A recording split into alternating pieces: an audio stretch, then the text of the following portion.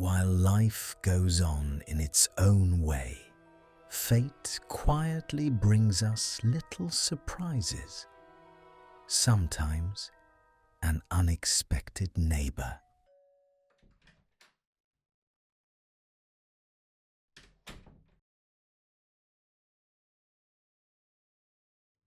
The flat smelled faintly of paint and lavender when Hermione Granger set down her final box. It was small, smaller than she'd imagined when the ministry had described the post-war recovery housing initiative. But it was hers, a place of her own. No battles, no corridors echoing with screams, just quiet. She exhaled, pushing a curl from her damp forehead. The day had been long, filled with paperwork, owls, and the kind of well-meaning chatter from former classmates that always left her hollow. They meant well, of course. Everyone did. You must be so relieved, Hermione. You can finally live. But freedom, she was realizing, didn't feel like she thought it would. It was too silent, too still. She reached for her wand and flicked it toward the kettle. It began to hum softly, steam curling up in lazy ribbons. She was about to sink into the small armchair by the window when a thud echoed from the wall to her right, her neighbor's side. Another thud, then a muttered curse. Hermione frowned. The walls, apparently, were thinner than she'd hoped. Honestly, she muttered under her breath, some of us are trying to unpack in peace. The sound continued. Footsteps, something heavy scraping the floor, a deep exhale, and then silence. She tried to ignore it, but curiosity had always been her weakness. She moved closer to the wall, tilting her head. There it was again, the low murmur of a man's voice, distinctly frustrated, though the words were muffled. And then, just as she was about to retreat, she heard it clearly. Bloody hell. Her stomach sank. She knew that voice. No, it couldn't be. Hermione pressed her palm flat against the wall as if it might tell her she was mistaken, but the next sound erased all doubt. Stupid wand. A pause, then another muttered curse, dry and sharp and unmistakably Malfoy. She stepped back, eyes wide, pulse skipping. Draco Malfoy is my neighbor. For a long moment, she simply stood there, staring at the wall like it had personally betrayed her. Out of all the wizards in Britain, the ministry had chosen him. The boy, no, the man, who'd spent years calling her mudblood, who'd stood on the wrong side of history. She laughed, a sharp, disbelieving sound. Perfect. Absolutely perfect. Her tea had gone cold. It wasn't until 3 days later that she saw him. The corridor between their flats was narrow, lit by flickering sconces. Hermione was balancing a stack of parchment and a takeaway cup of coffee when his door opened. He stepped out, and for a heartbeat, it felt like time bent. Draco Malfoy. He was thinner than she remembered, pale, but not in that smug, aristocratic way, more in a haunted way. His hair was shorter, his clothes simple. No expensive robes, no family crest, just a grey jumper and dark trousers. He froze when he saw her. Their eyes met, hers sharp, defensive, his unreadable, though there was a flicker of something that might have been guilt. Granger. She forced a polite nod. Malfoy. The air between them felt fragile, like a spell stretched too thin. He hesitated, one hand on his doorframe. Didn't expect to see you here. Likewise. Her tone was cool, measured, the kind of calm she'd learned to wear like armor. I suppose we're neighbors, then. It would seem so. A pause. She could hear her own heartbeat. He opened his mouth, closed it again, and gave a stiff nod before walking past her. The scent of his cologne, something clean, understated, lingered in his wake. Hermione stared after him, her throat tight with something she refused to name. That night, the walls betrayed her again. She had been reading by lamplight, wrapped in a blanket, when she heard it. The scrape of a chair, a sigh, the faint rustle of paper. Then his voice, low and rough with fatigue. "Can't bloody sleep." Hermione rolled her eyes, but found herself smiling despite herself. She tried to focus on her book. Tried. But every time he shifted or muttered, she heard it, felt it. The strange awareness of someone else's loneliness pressing through the wall. Finally, against her better judgment, she spoke. "Perhaps, if you stopped muttering to yourself, you might manage it." There was a stunned silence. Then, "Granger?" She flushed. "Brilliant, Hermione. Absolutely brilliant." "Yes, well," she said quickly, "the walls are quite thin."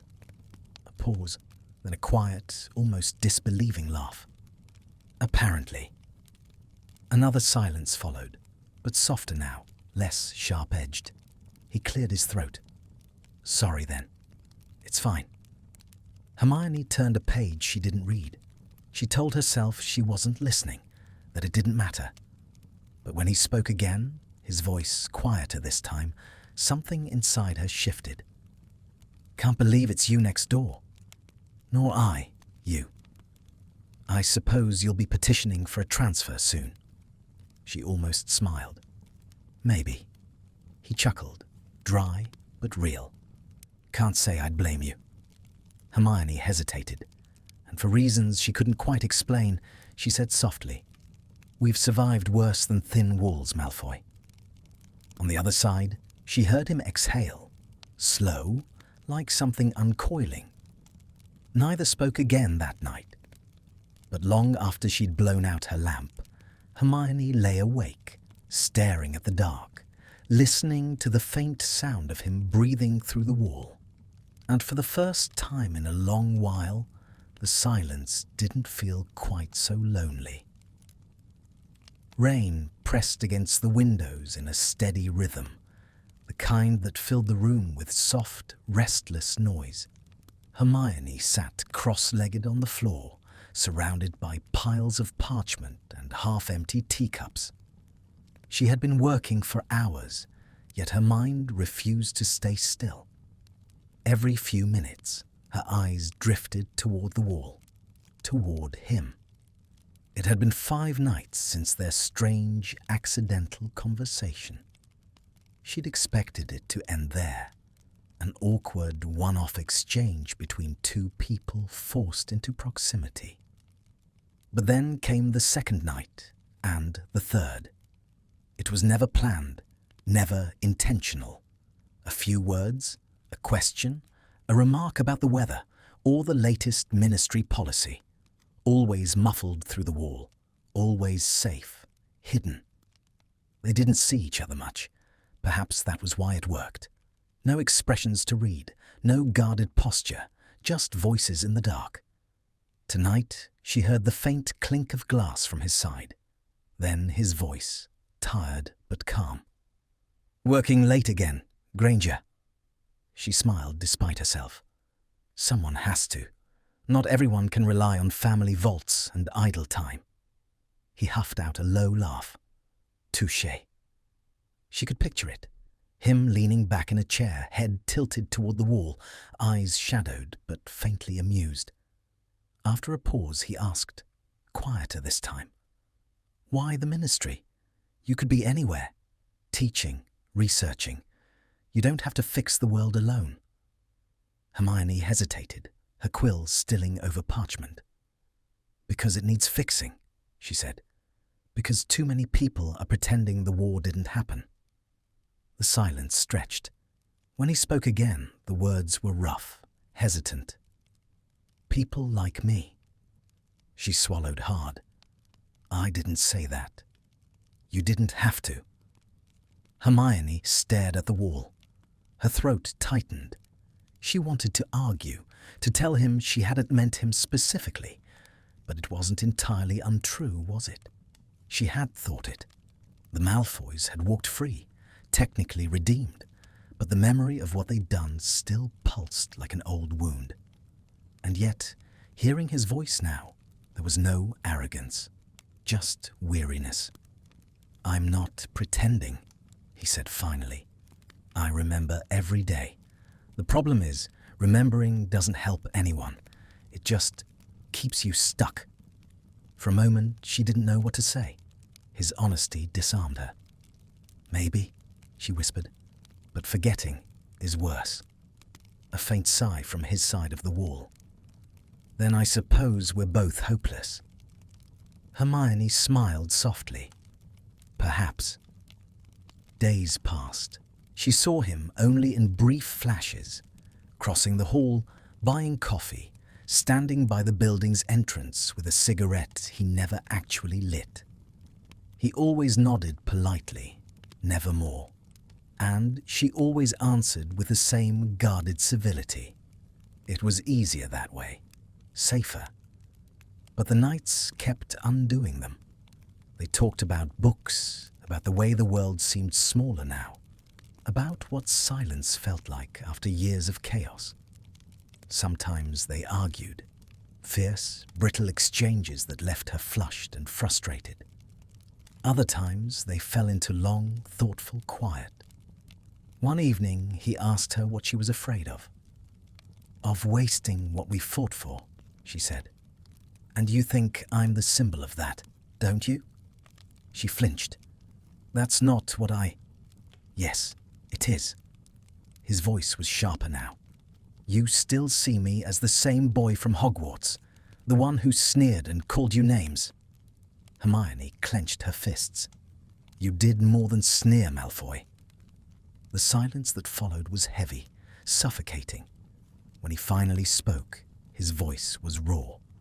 "I know, and I hate that version of myself more than you ever could." She turned toward the wall, pulse trembling. Something inside her, something she'd buried, shifted. "I don't hate you," she whispered. He didn't answer, but she heard the faint scrape of a chair, the sound of him sitting down against the same wall she leaned on.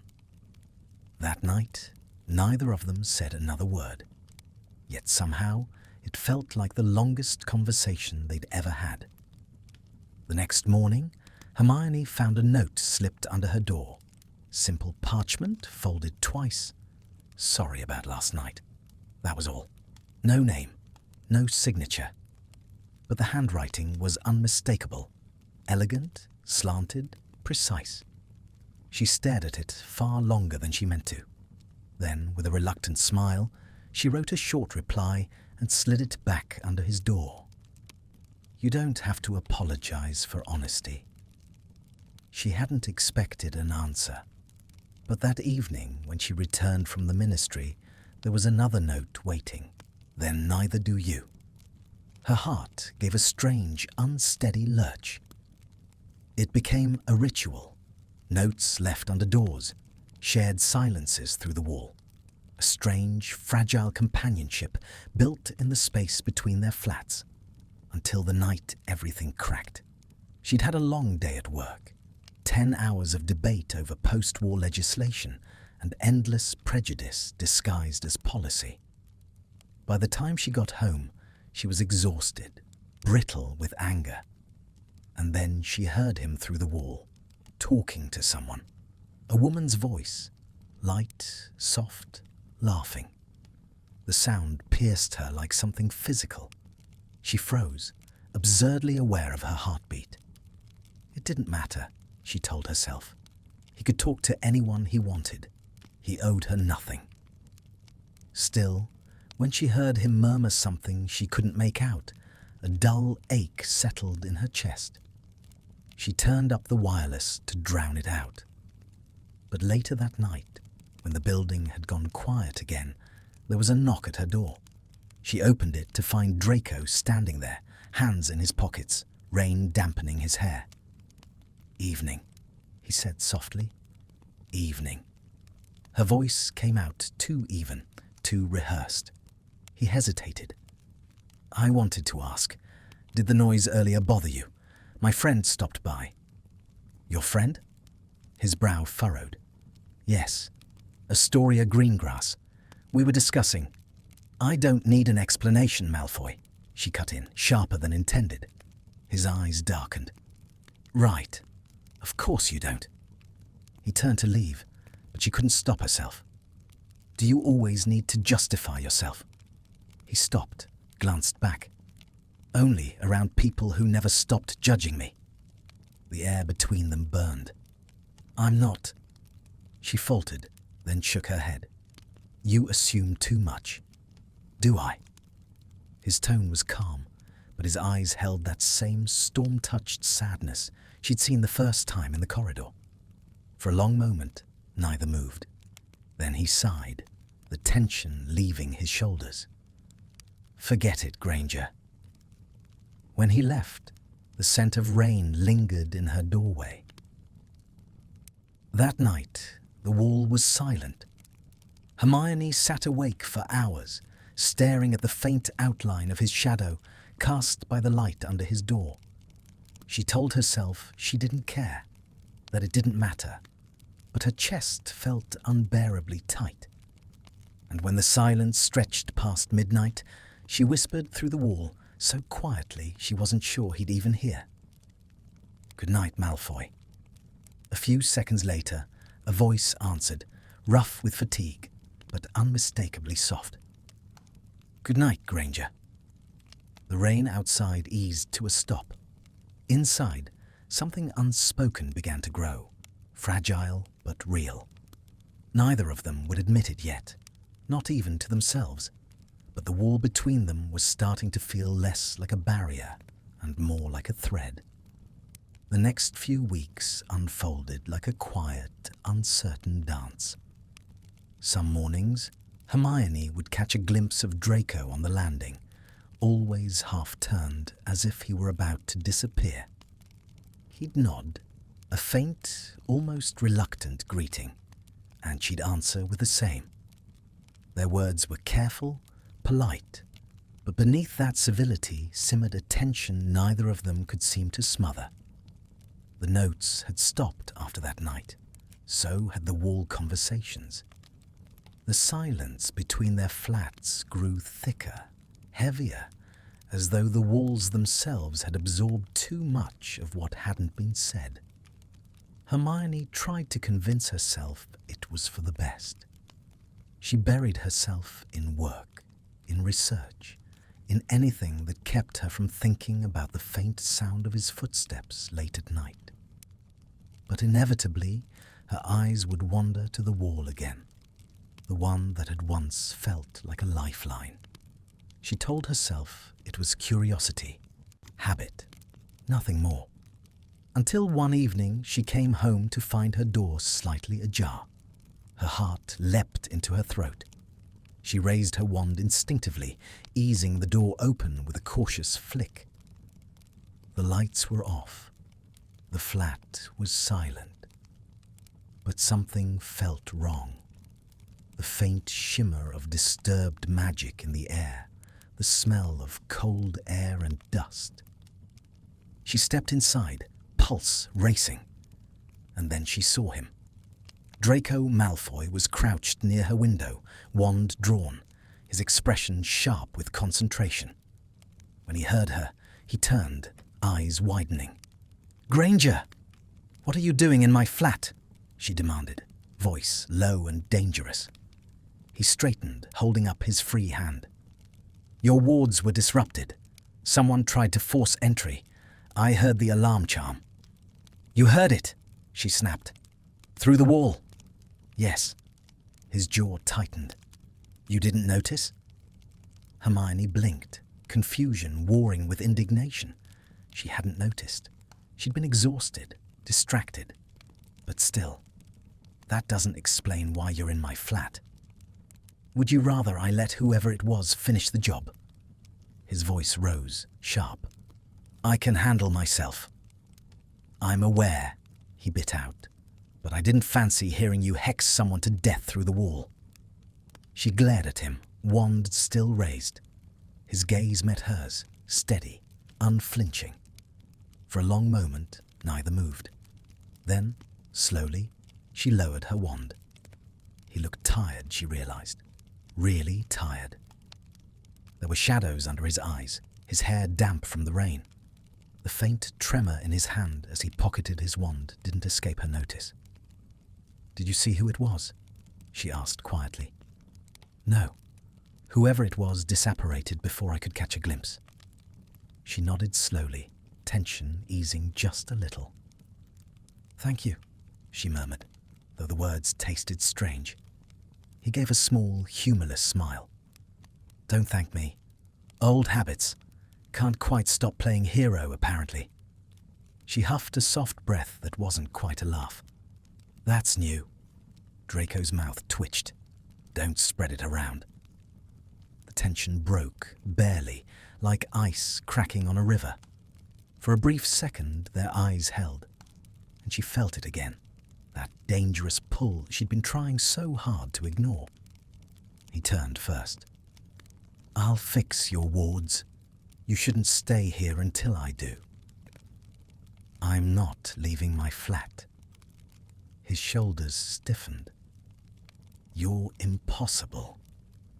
And you're insufferable." He looked over his shoulder, a flicker of amusement ghosting across his features. "At least we're consistent." He spent the next hour strengthening her charms, weaving new protection spells with quiet precision.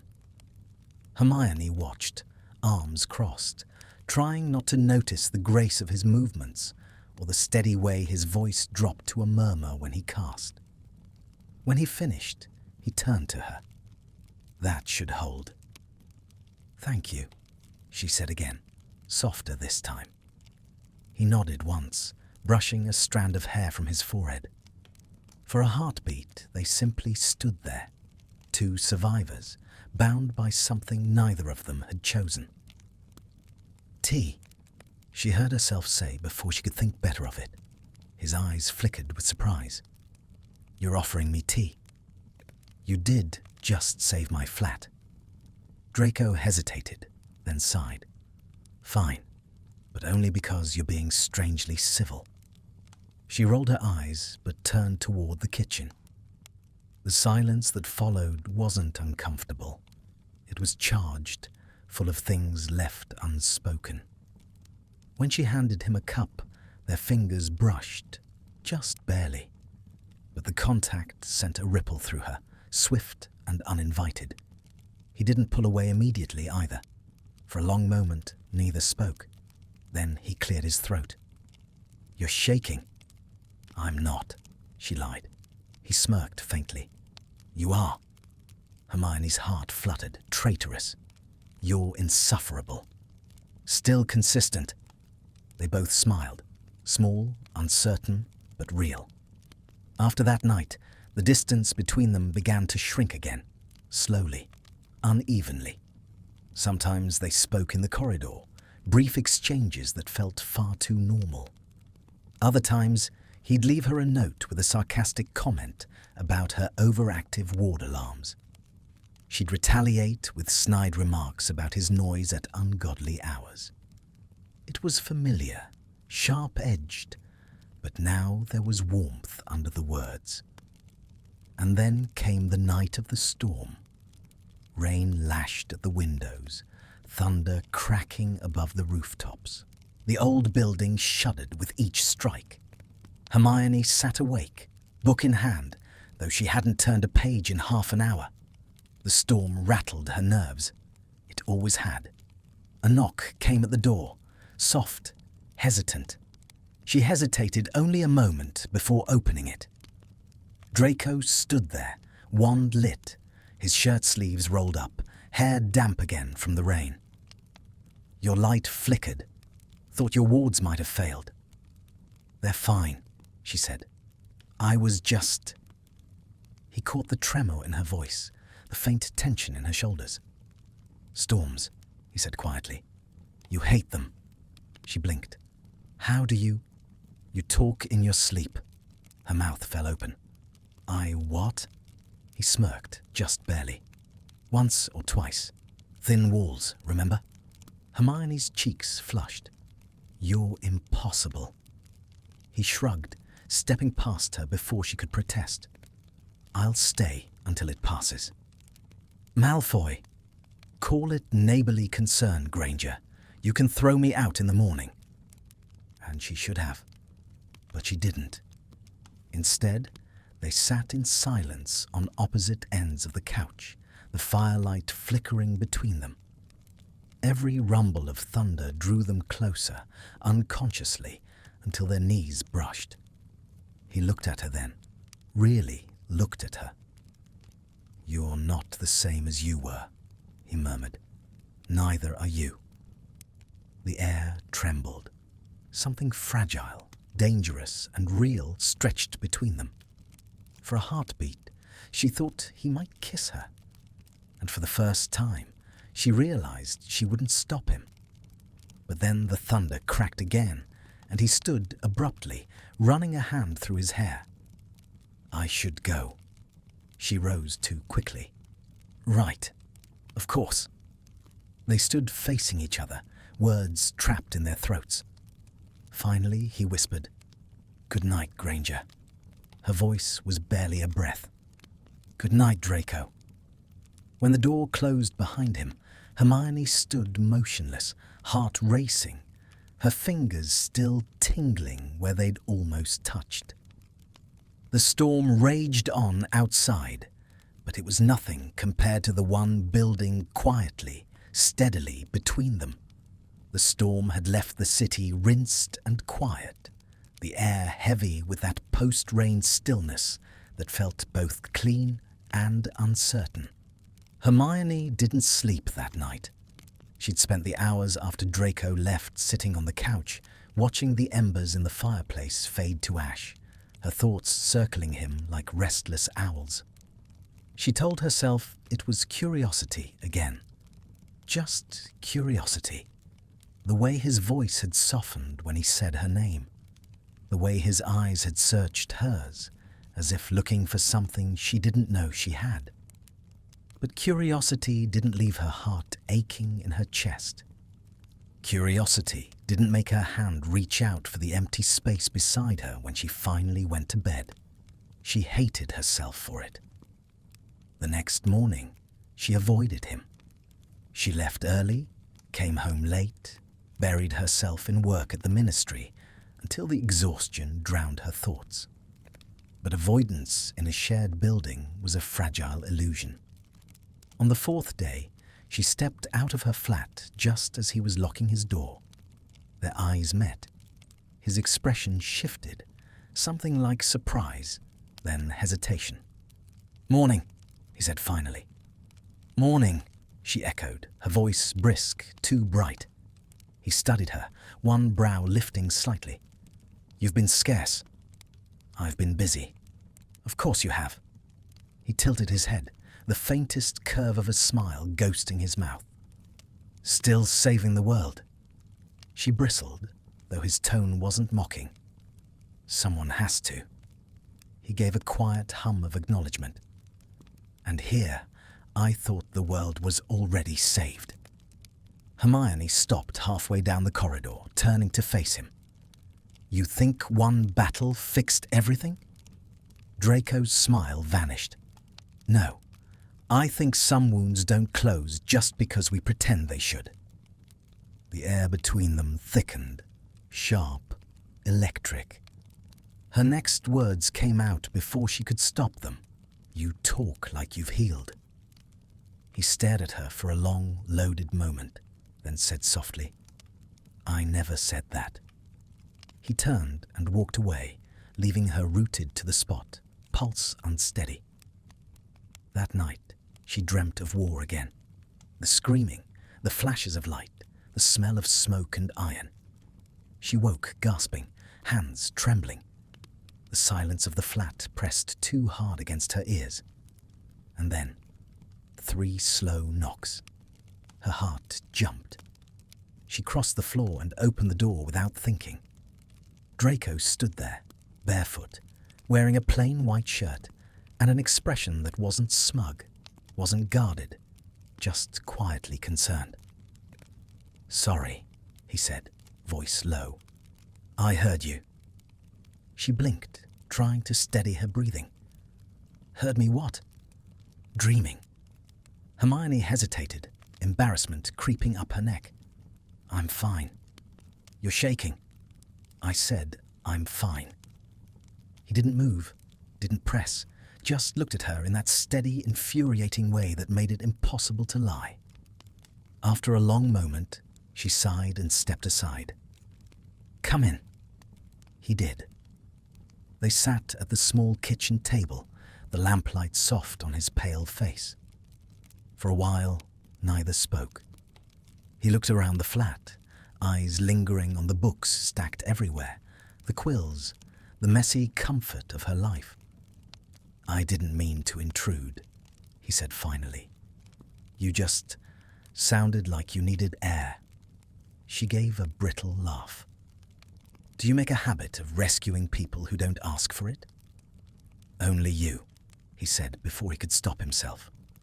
The words landed between them like a spark. His eyes widened slightly, but he didn't take it back. Hermione swallowed hard. "That's concerning." He smirked faintly, but there was no malice in it. "I've been called worse." Silence fell again, heavy but not unbearable. Her fingers brushed the rim of her teacup. "I still have nightmares," she admitted suddenly. "About everything. Hogwarts, the war, the things I couldn't fix." Draco's expression softened, the irony fading completely. "You're not supposed to fix everything." "That's easy for you to say," she murmured. "You don't what?"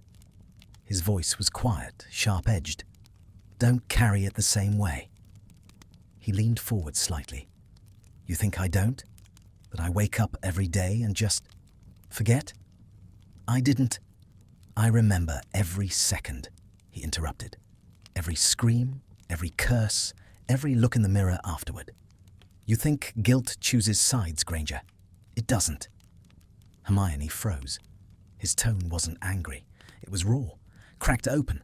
Something inside her gave way. "I'm sorry," she whispered. He blinked, taken aback. "For what?" "For assuming. For everything." For a heartbeat, he just looked at her. Then, slowly, he nodded. Accepted. The tension eased just a little. She looked at him properly for the first time then, not as a name from the past, not as a symbol of everything wrong, but as a man, tired, haunted, trying.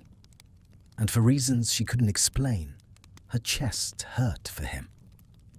After that night, something shifted. They didn't talk about it, didn't acknowledge it, but the air between them had changed. He started leaving his door open when he was home, and sometimes she'd find herself lingering in the corridor under the pretense of checking her mail, just to hear the faint music drifting from his flat. One evening, she caught him standing outside hers, a bottle of wine in hand, expression awkwardly uncertain. "I was given this," he said, "and I don't drink alone." She raised an eyebrow. "You assume I do?" "I assume you could use a reason not to work tonight." He wasn't wrong, so she let him in. They drank, talked, laughed even, though it startled them both. The wine loosened things that had been held too tightly for too long. At one point, he said, almost absently, "You know, I used to think you were unbearable." Hermione snorted. "Used to." He smiled.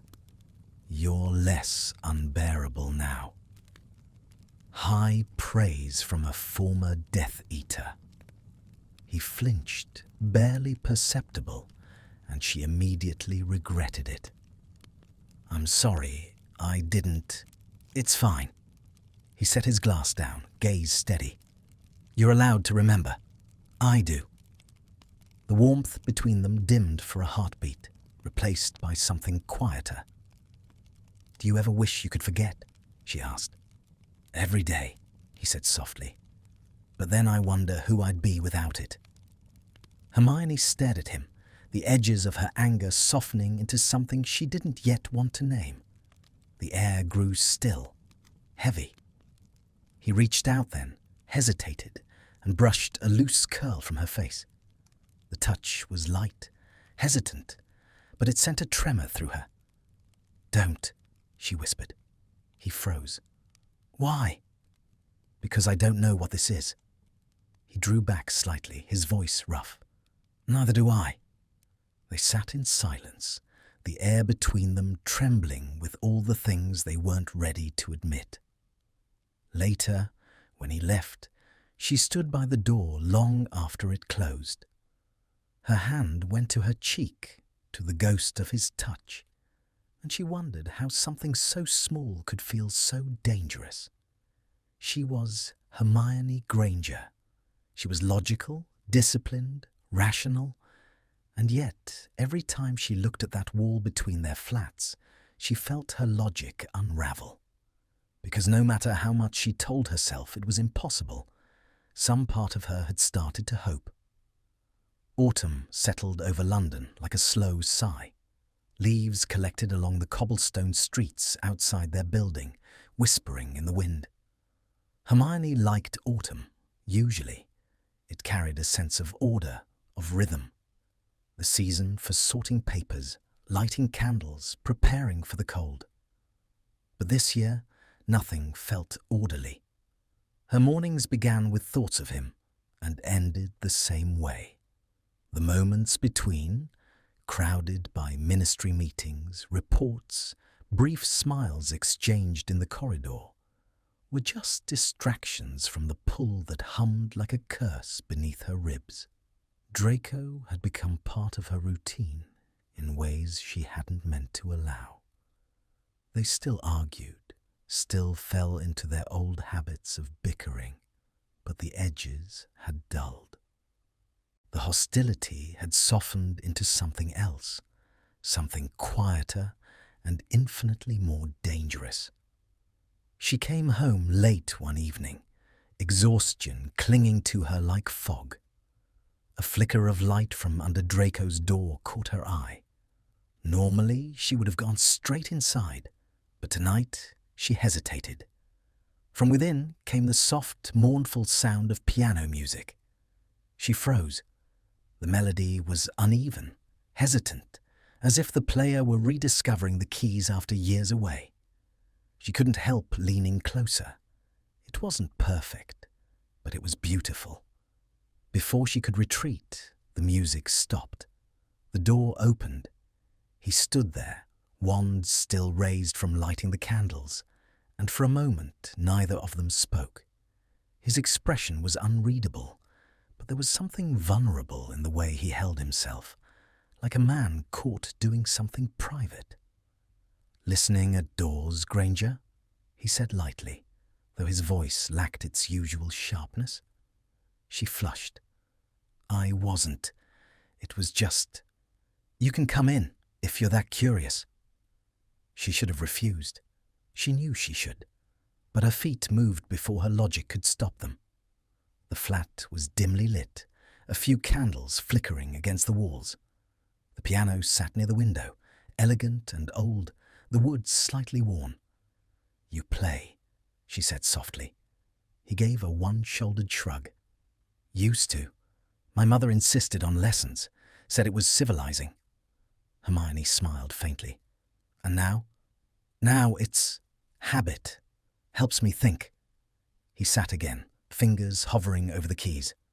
"Want to hear?" She nodded. The melody resumed, low, steady, threaded with something achingly human. She watched his hands, the way they moved with quiet precision. There was discipline there, but also emotion he tried, and failed, to hide. When he stopped, the silence felt sacred. "I didn't know you could play like that," she said. He looked up at her then, eyes softer than she'd ever seen. There's a lot you don't know about me. Hermione's breath caught. Maybe I'd like to. Something flickered in his gaze. Surprise, hope, fear. Careful, Granger, he murmured. You sound dangerously close to liking me. Don't flatter yourself, she said, though her voice lacked conviction. His smile was small, tired, but genuine. Wouldn't dream of it. That evening became the first of many. Sometimes she'd find herself drifting next door under some excuse. A borrowed book, a question about charms, and end up staying hours. Other nights, he'd knock on her door under the pretense of complaining about ministry paperwork or her abominable tea. It was easy to pretend it was casual. Easier than admitting how her heart beat differently when he smiled now. But with closeness came tension. One afternoon, Hermione came home to find him in the hallway, sleeves rolled, wand out, muttering a string of frustrated curses. "Problem?" she asked, setting her bag down. He glanced up, scowling. "The plumbing. Apparently even pure-blood arrogance can't fix a leaky pipe." She bit back a laugh. "Move aside. Please, by all means, fix my incompetence." She knelt beside him, flicking her wand with practiced ease. A sharp click sounded, and the dripping stopped. "There," she said, smug. He blinked at the now dry pipe, then at her. "How?" "Experience," she said sweetly. "Unlike you, I've lived in places without self-repairing enchantments." He snorted, shaking his head. "Merlin, help me. You're insufferable." Hermione smiled, still consistent. The laughter that followed was unguarded, real. It filled the hallway in a way that made her chest ache. And then, without meaning to, her hand brushed his. The touch was brief, accidental, but the spark was immediate, startling, electric. Both of them froze. He looked down at her hand, then back up. The air between them changed, thickened. "Granger," he said quietly. She should have pulled away. Instead, she stayed still. "I should go," she whispered. But neither of them moved. For a long heartbeat, she thought he might close the distance between them. His eyes dropped to her lips, his breath shallow, and then he stepped back. "You should," he said, voice rough. The moment shattered like glass. She turned quickly, scooping up her bag, and without another word, she walked to her flat. But her pulse didn't slow until long after the door shut behind her. That night, she couldn't sleep. Every time she closed her eyes, she saw his expression, the flicker of restraint, the way his voice had trembled. She hated how much she wanted him to have not stepped back. Around midnight, she heard him moving on the other side of the wall, a drawer opening, a soft sigh. Then his voice, low and uncertain. "Granger, still awake?" She froze, hand hovering over the lamp. "Yes," she answered quietly. "Can't sleep either," he said. "It's loud tonight." "Loud?" He hesitated. "In my head." Her heart twisted. "Would you like to talk?" she asked. A pause. Then, "No, just knowing you're awake is enough." The words sank into her chest like warmth. She smiled faintly. "Good night, then," she whispered. "Good night," came the soft reply. She lay back, staring at the ceiling, her pulse steadying slowly. The next morning, she found a letter slipped under her door. The parchment was crisp, his handwriting neat and deliberate. "Thank you. For last night. For listening." No signature. He didn't need one. She kept it anyway. Days passed in that strange rhythm. Push and pull, warmth and distance. Some nights they'd laugh over tea. Others they wouldn't speak at all. Each step forward seemed to invite another step back, as though the universe itself refused to let them rest. But one evening, as the sunset painted gold across her desk, she realized something that both terrified and thrilled her. She didn't want to go back. Whatever this was, whatever fragile, impossible thing was building between her and Draco, it was alive. And for the first time since the war, she did too. Even if it hurt, even if it burned, even if it ended before it began, she wasn't ready to stop. Winter arrived without warning. The city turned grey, the Thames swallowed by mist, and the air sharp enough to sting. Hermione had always liked winter, the sense of order it brought, the clarity. But this year, it only felt heavy. Maybe because everything else in her life had become so uncertain. Her relationship with Draco, if it could be called that, existed in fragments. Half-finished conversations, quick glances in passing, soft words through the wall when neither could sleep. It was too much and not enough all at once. Sometimes, when she caught her reflection, she barely recognized herself.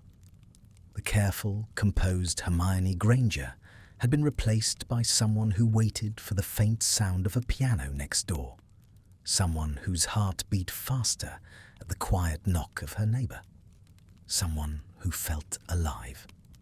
One evening, after a particularly frustrating day at the ministry, she returned home to find a small parcel resting on her doorstep. No note, no explanation, just a plain brown box tied with green twine. Inside was a book, Advanced Magical Theory, 6th edition. Her favorite, one she'd lent to a colleague months ago and never gotten back. But this wasn't her copy. The spine was pristine, the pages clean. Tucked inside was a single folded note. "You mentioned losing it once. I found a new one. Don't argue. No name, but she didn't need one." A smile ghosted across her lips as she set the book on her desk. "Don't argue," she muttered under her breath, as if that's even possible. She hesitated only a moment before knocking on his door. It opened to reveal Draco, sleeves rolled, hair slightly tousled. The faintest hint of surprise flickered across his face. "Granger, you shouldn't buy me books." "Why not?" "Because then I'll feel obligated to thank you." "Merlin forbid." She folded her arms. "I mean it." "So do I," he said quietly. Something in his tone made her heart stumble. She cleared her throat, reaching into her pocket. "Fine. As thanks. Here." He raised an eyebrow as she handed him a small tin of biscuits. "Homemade," she said. "Sort of." He turned the tin over in his hands. "You bribed me with biscuits. Consider it repayment." "Are you trying to domesticate me, Granger?" She smirked. "You're impossible to domesticate." His answering smile was soft, unexpected. "Good." They ended up eating the biscuits together, sitting on his couch with cups of tea, a quiet fire burning in the hearth. It was the kind of evening that shouldn't have meant anything. Simple, ordinary, yet it felt strangely significant. For the first time, she asked about his work. He told her about helping restore damaged magical properties, about trying to rebuild the Malfoy name without the weight of its history. "I don't want redemption," he said, voice low. "I just want to exist without being the reminder of what went wrong." "You're not just that," she said before she could stop herself. He looked at her, a faint crease between his brows. "You believe that?" "I do." He nodded slowly, as though testing the shape of her words in his mind. "That's new. Maybe people can change." He smiled faintly. "Or maybe you're just stubborn enough to think they can." "Both," she said. He chuckled, and for a moment, the world felt lighter. But happiness was a fragile thing, easily cracked. The next week, Hermione arrived home to find two auras standing outside the building. "Miss Granger," one said, "we're conducting a follow-up on Mr. Malfoy. Routine inspection." Her stomach dropped. Inspection for what? Residual war-related investigations. Nothing serious. But when she glanced toward Draco's door, she saw him through the half-open crack. Pale, tense, his jaw set. The look in his eyes wasn't fear. It was exhaustion. The auras left after 20 minutes, murmuring polite goodbyes. When they were gone, Hermione found herself standing before his door again. He opened it without a word. "You're shaking," she said softly. He laughed under his breath, bitter and quiet. Old reflex. Do they do this often? Often enough. He moved back, gesturing for her to come in. "I told you, redemption's not a one-time thing. It's a performance you repeat until people forget you were ever on the wrong side. That's not fair. It's reality." She wanted to argue, to tell him the world could forgive, but the look in his eyes stopped her. "I'm sorry," she said instead. "Don't be. You didn't knock on my door with a warrant." "That doesn't make it right." He looked at her for a long moment, then said quietly, "You sound like you care." "I do," she whispered. Something flickered in his gaze. Pain, hope, disbelief. "Careful, Granger," he said softly. "You're making it harder for me to pretend I don't." She opened her mouth, but the words refused to come. The days after that were thick with silence. Not anger, something heavier. They still saw each other in the hall, still exchanged polite words. But there was a wall between them now that hadn't been there before. Hermione missed him. She hated that she did. And she hated that he'd seen it. One night, after too much thinking and not enough sense, she crossed the hall and knocked on his door. He opened it immediately as though he'd been waiting. "Granger." "Stop calling me that," she said, heart pounding. "What should I call you then?" "My name." His lips curved, faint and dangerous. "Hermione." The sound of it in his voice undid her. "I don't like this distance," she said. "Neither do I." "Then stop acting like..." "Like what?" "Like you don't care." He stared at her, something dark and bright all at once flickering behind his eyes. "You have no idea how much I do." And then he stepped closer, too close. She could feel his breath against her skin, could smell the faint warmth of tea and smoke. Her heart beat hard enough to hurt. Draco. He stopped inches away, eyes searching hers. "If I touch you, there's no going back." Hermione swallowed. "Maybe I don't want to." For a moment, he didn't move. The world held its breath. Then, gently, as if afraid she'd vanish, he reached out, his hand brushing her cheek. His thumb traced the line of her jaw, slow, deliberate, reverent. She leaned into the touch before she realized it, eyes fluttering shut.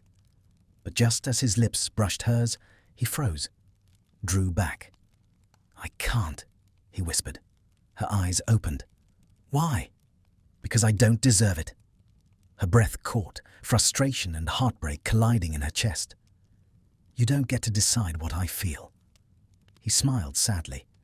"No, but I can stop myself before I ruin it." And before she could stop him, he turned away. The door closed softly between them. That night, Hermione sat against the wall that separated their flats, her palms flat to the cold plaster. She listened for him, for any sound, any movement. There was nothing. And still, she whispered his name, once, quietly, as though it might reach him through the silence. On the other side, she didn't hear it, but he did answer, just as softly. Hermione. Snow had begun to fall, light and steady, dusting the rooftops of London in a fragile white silence. It was nearly Christmas, though the city's lights did little to warm the cold air. Hermione stood by her window that morning, watching the flakes gather on the sill, and wondered how something could be so beautiful and so lonely at once. 2 weeks had passed since that almost kiss. 2 weeks of silence that stretched between their flats like an invisible frost. She'd tried to keep busy, to lose herself in reports and committee debates, but his absence felt too loud, too tangible. The walls that had once carried his voice now felt dead. Sometimes she'd catch a sound, a drawer closing, footsteps pacing, and her heart would jump before she reminded herself that she wasn't supposed to care anymore. Except she did. Merlin help her, she did. On Christmas Eve, the building was quiet. Most of the other tenants had gone home to families or friends. Hermione hadn't. Her parents were in Australia, still slowly recovering from the life she had once erased to save them. She'd planned to spend the night with a book and tea, but the thought of that silence pressed on her chest like a weight. At 7, there was a knock, soft, tentative, familiar. Her pulse stuttered as she crossed the room. When she opened the door, Draco stood there, a faint dusting of snow on his coat, his expression carefully neutral. "Evening," he said, his voice a touch rougher than usual. "Evening," she replied. "I thought you'd gone." "Where to?" He gave a short, humourless laugh. "You forget, I'm not exactly on anyone's Christmas list." Hermione frowned. "That's not true. It's close enough." His gaze drifted past her into the glow of her flat. "You're alone." "So are you." He hesitated, then lifted the small parcel in his hand. "I brought this. It's not much." She stepped aside, letting him in. "You didn't have to." "I know," he said simply. She unwrapped the parcel while he hung his coat. Inside was a small, delicate charm, a glass sphere filled with silvery smoke that shifted and shimmered. "It's a starlight charm," he said, almost shyly. "Old family spell, for keeping nightmares away." Her throat tightened. "Draco, it's beautiful. Don't make it a big deal." "I'm not. Thank you." He gave a brief nod and moved to the window, looking out at the snow. The quiet between them wasn't the old kind, not the cold, angry sort. It was softer, hesitant. "Do you ever miss it?" she asked after a moment. "The way things were before." He didn't turn. "Before the war?" "Yes." He was silent for a long while. "I miss what I thought I had, before I knew what it really was." Hermione studied him, his reflection in the glass, the line of his jaw, the way his shoulders seemed perpetually tense. "You've changed." He glanced back at her, one corner of his mouth twitching. "You say that like it's a surprise." "It is," she said softly. "I wasn't sure you could." "Neither was I." They sat together for hours, the conversation winding between them like slow-moving water. They talked about the past, about the future, about things they never said to anyone else. And somewhere between laughter and silence, the distance between them began to close again. Hermione poured them both tea, her fingers brushing his when she handed him the cup. This time, neither of them pulled away. He looked at her for a long moment. "You're not what I expected, you know?" She smiled faintly. "And what did you expect?" "A reminder of everything I ruined." She shook her head. "I'm not a reminder, Draco. I'm just me." Exactly, he murmured. For a while they sat in companionable quiet, the sound of snow soft against the glass. Hermione leaned back, closing her eyes. She could feel his gaze, the weight of it, and part of her wished he would say something, anything, to break the tension before it swallowed her whole. He didn't. Instead, she opened her eyes to find him watching her, his expression unreadable. "You should rest," he said finally, voice barely above a whisper. She shook her head. "Stay." He froze. "What?" "Stay," she repeated, a tremor in her voice. "Just for a while." The words seemed to hang in the air, fragile and dangerous. He hesitated only a moment before nodding. They ended up on the couch side by side, the firelight flickering low. The world outside disappeared into quiet white. "Do you ever wonder," she said softly, "what would have happened if things had been different?" "All the time. If you hadn't hated me." He let out a slow breath. "I never hated you, Hermione." Her head turned toward him. "You called me." "I know." His voice was steady, but his eyes burned. "I said things I was raised to believe, things I didn't even understand until it was too late. But hate?" He shook his head. "No, that was envy, confusion, fear." Her chest ached. "And now?" He hesitated, his gaze locking with hers.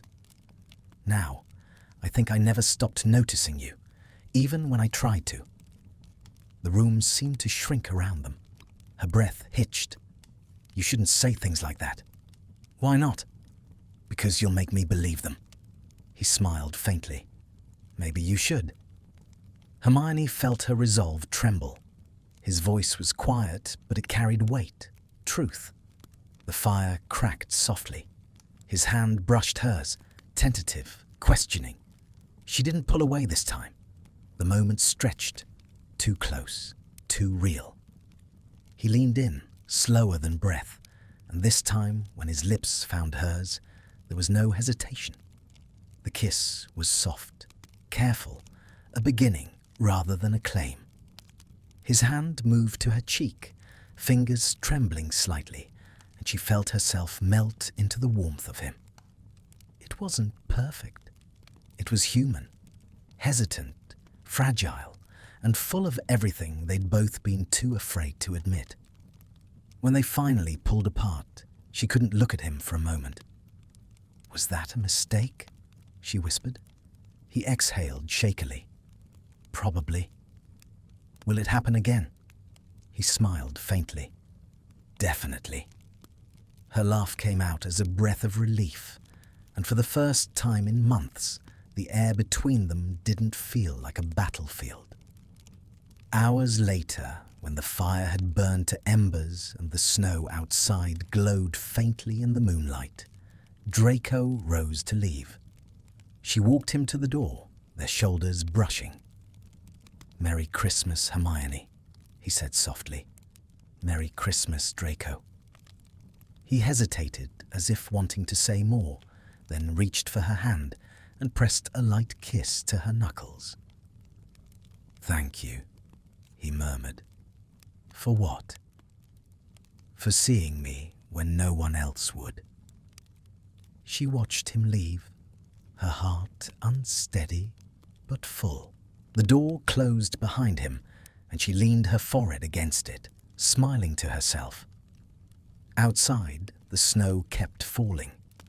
Inside, for the first time in a long time, she didn't feel cold. The days after Christmas blurred into a quiet rhythm. Snow piled along the streets, muffling the usual chaos of London.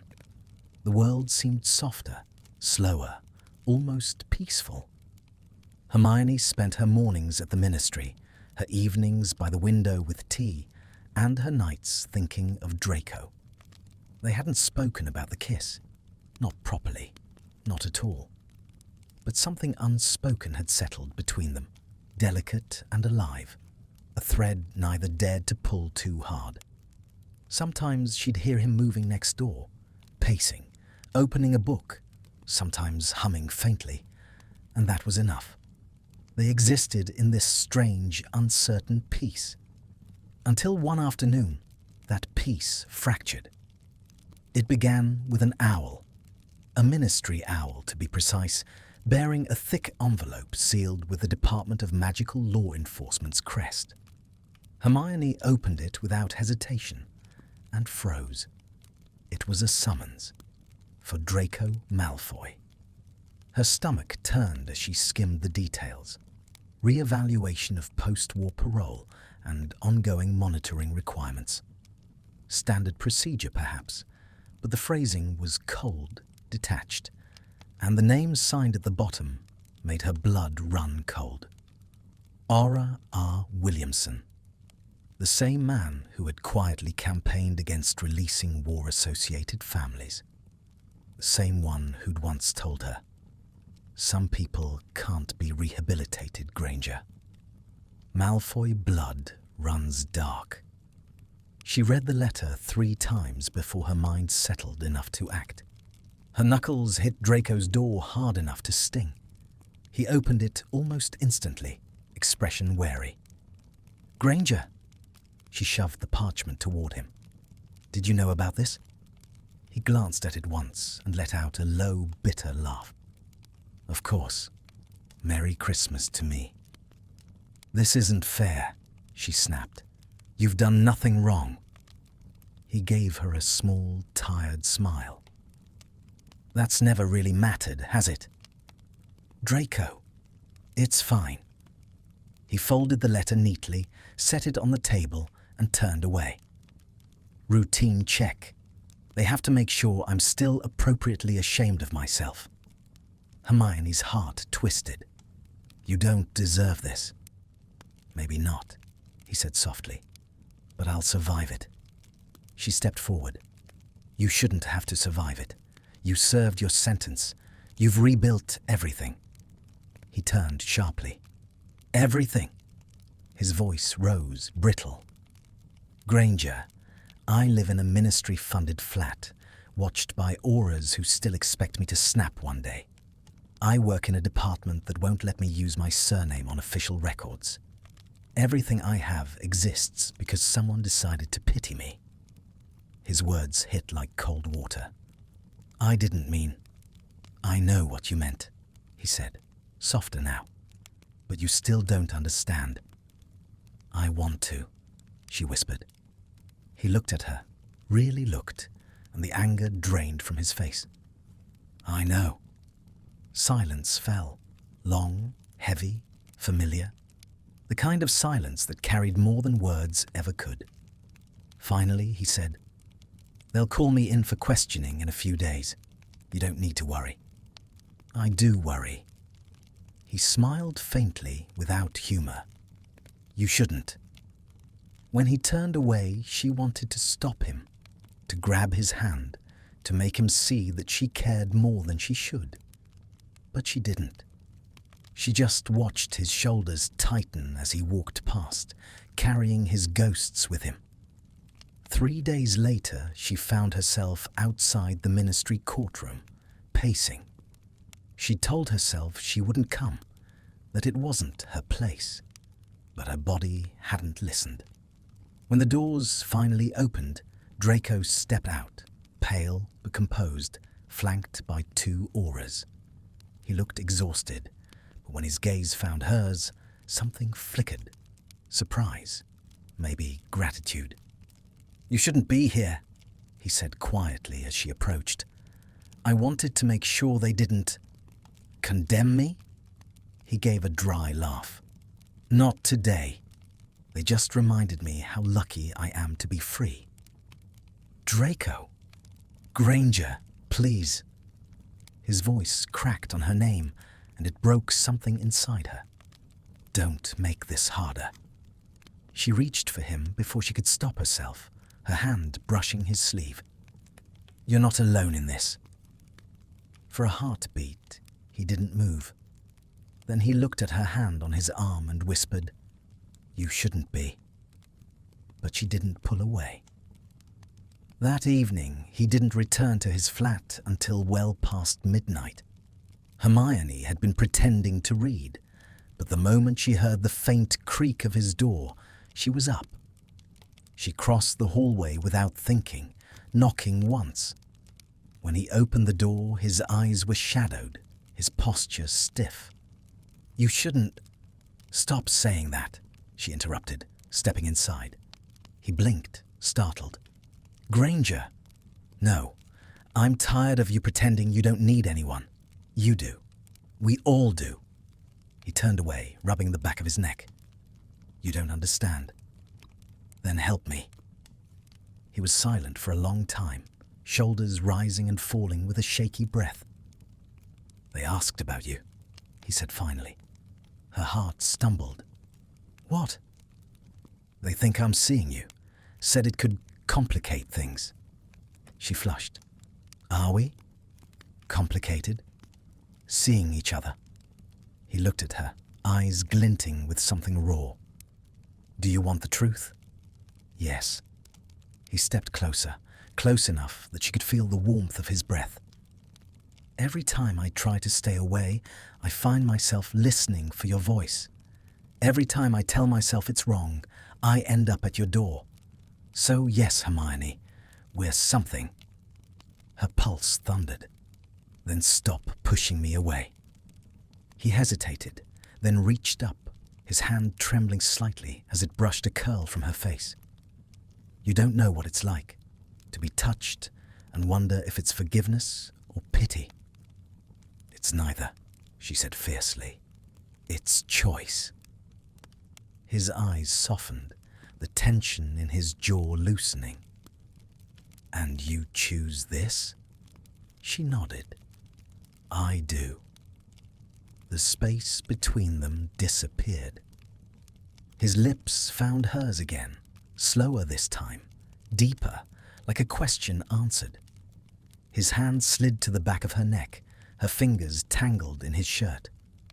There was no hesitation, no guilt, only warmth and relief, and the quiet realization that they had both stopped pretending. When they finally broke apart, breathless, he rested his forehead against hers. "You're going to regret this," he murmured. "Then I'll regret it tomorrow," she said. He laughed softly, a sound she hadn't realized she missed. "You always have to win, don't you? Always." They fell asleep on the couch, her head on his shoulder, his arm around her waist. For once, neither dreamed.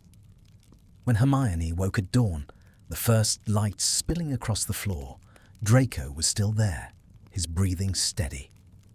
She smiled, brushing her thumb over his hand, careful not to wake him. For a moment, everything felt fragile but perfect, like the world had stopped just long enough for them to breathe. And then, quietly, she promised herself, whatever came next, she wouldn't run. Not from him, not anymore. The new year began with frost, the kind that crept silently up the glass, painting the windows in silver veins. Hermione woke one morning to see the city washed pale and motionless under a cold sky. For a moment, she lay still, feeling the warmth of another body beside her, the steady rise and fall of Draco's breathing. It still felt unreal. There were mornings she half expected to wake and find it had all been a dream. The kisses, the laughter, the fragile tenderness that had grown in the cracks between their arguments. But he was there, real. His arms slung over her waist, his hand open against her ribs, his breath tickling her neck. Hermione smiled faintly and turned toward him. He looked younger in sleep, the harsh lines softened, his usual tension gone. She'd seen him angry, cold, broken, but never peaceful. It was strange and beautiful, and it made something inside her ache. She didn't move until he stirred. His eyes blinked open slowly, grey and unfocused, and when they found her, they softened. "Morning," he murmured, voice still rough with sleep. "Morning," she whispered. A slow smile tugged at his mouth. "You're staring." "I am not." "You are. Only because you were drooling." He snorted and rolled onto his back. "Liar." Hermione laughed quietly, stretching her arms over her head. For a moment, the world felt easy, unburdened. They shared toast and coffee, her hair tangled, his shirt rumpled, and it almost felt normal, domestic even. But they both knew it wouldn't last. Reality crept in by degrees. A careless comment at work about her mysterious neighbour. A glance from an old colleague who still remembered the Malfoy name with suspicion.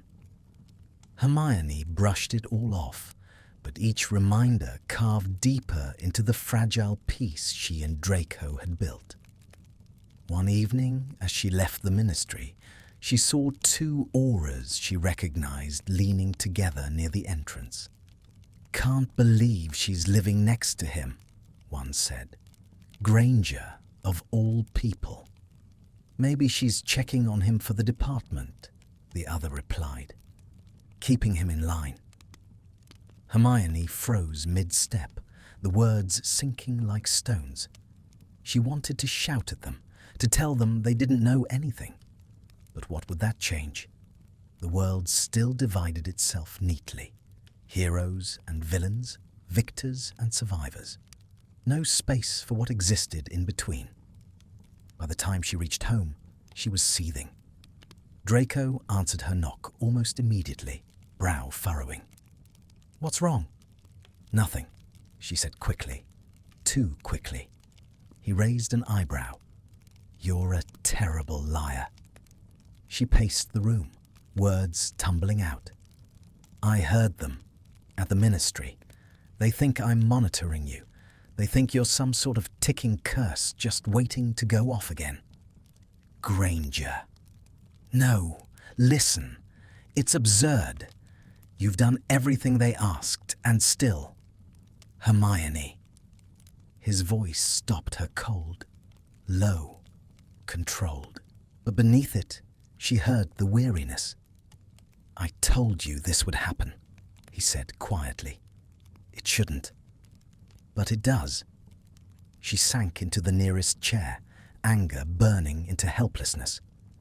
"I hate that they'll never see who you are now." He smiled without humor. "Maybe I don't need them to." "You don't mean that."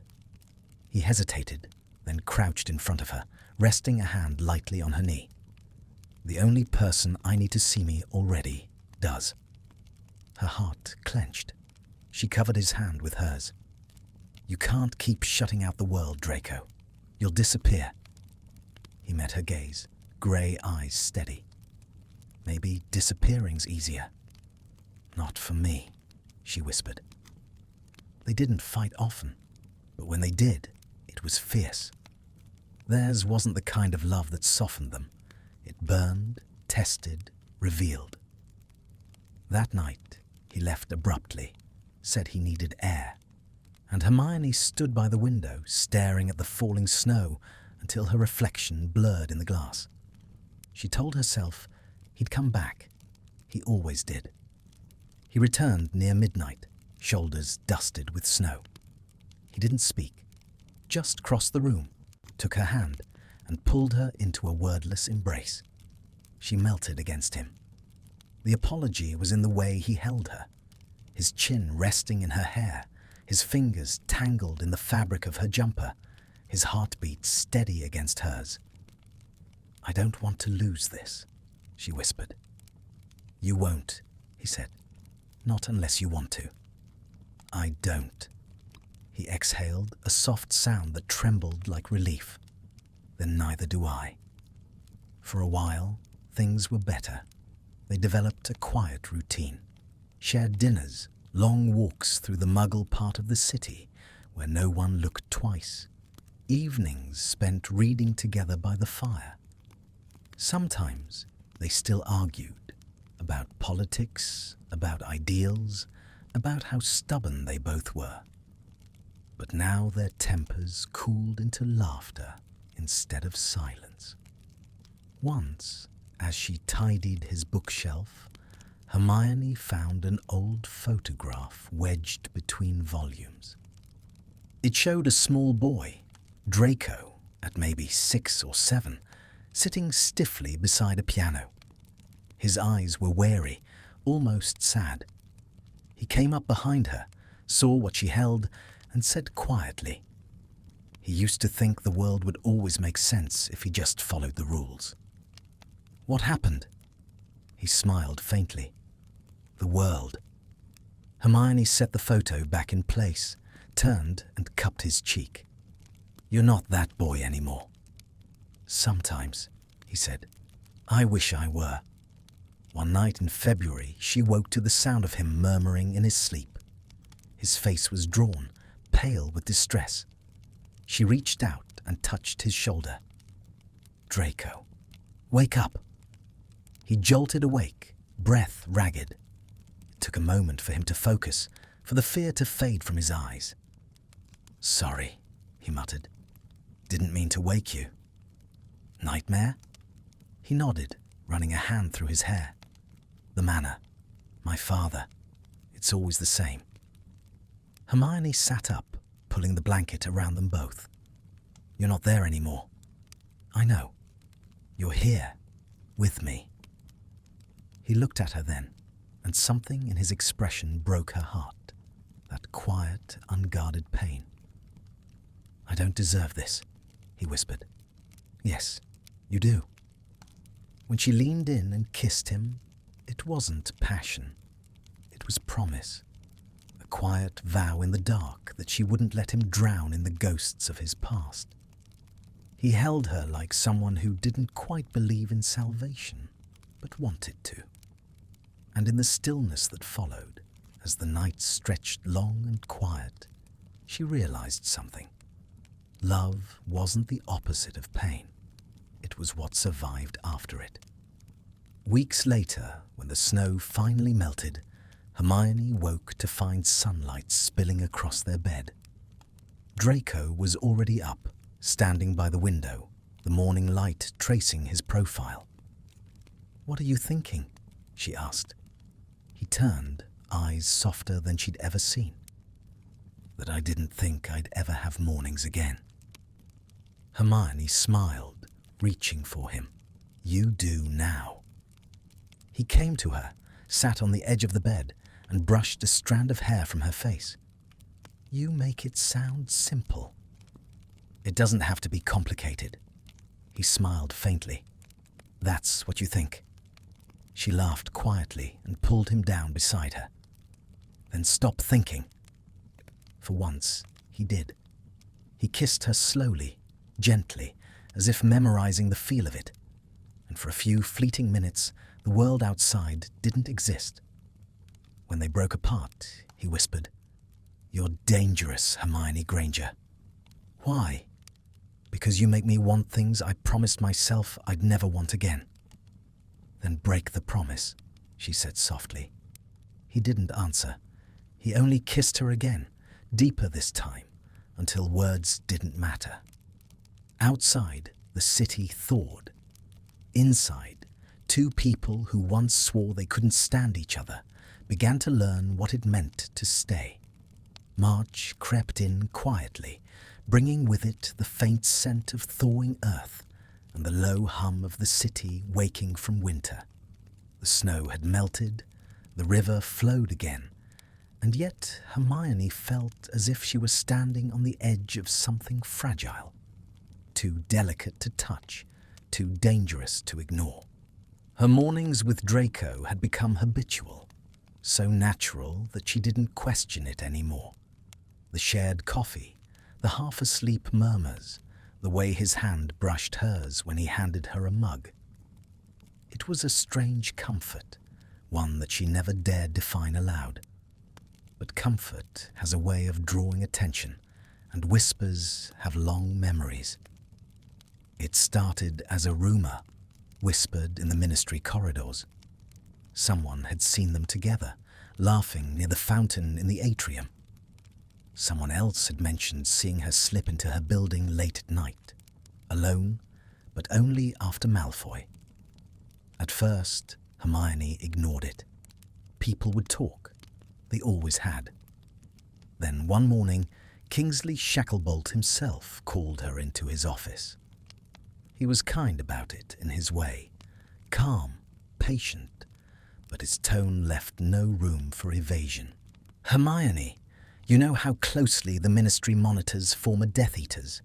Draco's case is delicate. You being involved complicates things." "I'm not involved," she lied. He looked at her with quiet understanding that made her chest ache. "You're not a good liar. Never were." Hermione looked down, shame and anger twisting together in her stomach. "You think this discredits me?" "I think it puts both of you at risk," Kingsley said gently. "You've worked too hard to rebuild your life to have it tangled with his reputation." She stood, her voice trembling. Maybe his reputation isn't the problem. For a moment, he didn't respond. Then he sighed. "Be careful, Hermione. That's all I'll say." She left the Ministry with her head high, but her hands were shaking. By the time she reached home, her anger had burned down to exhaustion. She found Draco in his flat, sleeves rolled up, a stack of repair parchments spread across his table. "You're working yourself to death," she muttered. He looked up, a faint smile on his lips. "Good afternoon to you too. Do you even sleep anymore?" "When I have time." She crossed the room and plucked the quill from his hand. "Then make time."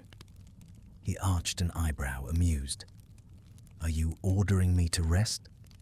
"Yes." He leaned back in his chair, eyes glinting with that familiar teasing light. "You do realize you sound like my mother."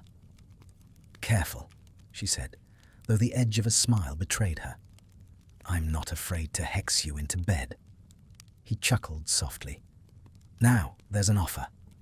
Hermione's cheeks flushed. "That's not what I—" "Relax, Granger. I'm only teasing." But the laughter faded quickly as he noticed the tightness in her shoulders. "What happened?" She hesitated. Someone talked. His jaw tensed. "About us?" "There isn't an us," she said automatically, though the words hurt. Draco studied her for a long moment, then said quietly, "That's not what they'll believe." Hermione sank into the chair across from him. "Kingsley warned me. Said I was putting my career at risk. That being close to you makes me look—" She trailed off, unable to finish. "Reckless," he offered, voice flat. "Compromised." He gave a dry, humorless laugh. "That sounds about right." "Draco." "No, don't." He stood abruptly, pacing to the window. "You don't have to defend me. You shouldn't have to." "Stop it," she said sharply. "I'm not ashamed of you." He turned, eyes burning. "Maybe you should be." The words hit like a slap. Hermione rose, fists clenched. "Do you want me to walk away? Is that what this is?" He ran a hand through his hair, frustration radiating off him. "I want you to have the life you deserve. The one that doesn't end in whispers and ministry hearings, because you couldn't keep your distance from someone like me." She took a step forward, her voice trembling. "Someone like you? You're not a headline, Draco. You're not a mistake." "Then what am I?" She stared at him, her throat tight. "The person But the words caught in her throat. Love was too heavy a word, too soon, too much. Draco's expression softened, the fight draining out of him. "Don't," he said quietly. "If you say it now, I won't be able to let you go." "Maybe I don't want you to." His jaw tightened, and for a heartbeat, she thought he might reach for her. But instead, he looked away. "You should go." Her breath caught. "Draco, please." The quiet plea broke her. She turned and left before he could see the tears gathering in her eyes. The next few days were agony. The walls that once felt alive now pressed in on her like a cage. She went through her routines, pretending, always pretending. But her eyes strayed to his door, her ears strained for the faint sound of the piano. Nothing. It was as if he had vanished. On the 5th day, she found a letter slipped under her door, his handwriting sharp and familiar. "I'm sorry. You were right. I can't keep running from what I want, but I also can't drag you down with me. I need time. Don't come looking for me. I'll come back when I'm someone who deserves you." She read it 3 times before the words blurred. Then she sat on the floor and cried, quietly, fiercely, like something breaking loose inside her after years of being held too tightly. Weeks passed. The world outside shifted into early spring, but inside, everything felt cold. She still went to work, still spoke when spoken to, but the light in her voice was gone. Her friends noticed, but Hermione Granger was too practiced at hiding her pain. Until one evening in April, when she came home to find the door to Draco's flat slightly open. Her heart stopped. She stepped inside cautiously. The lights were low, the air faintly scented with dust and smoke. And there he was, sitting at the piano, fingers resting on the keys, as if he had never left. He looked up when he heard her. "You should really lock your door, Granger." Her eyes filled before she could stop them. "You came back." "I said I would." She took a step closer. "Why now?" "Because I realized something." He rose slowly, crossing the room until they were inches apart.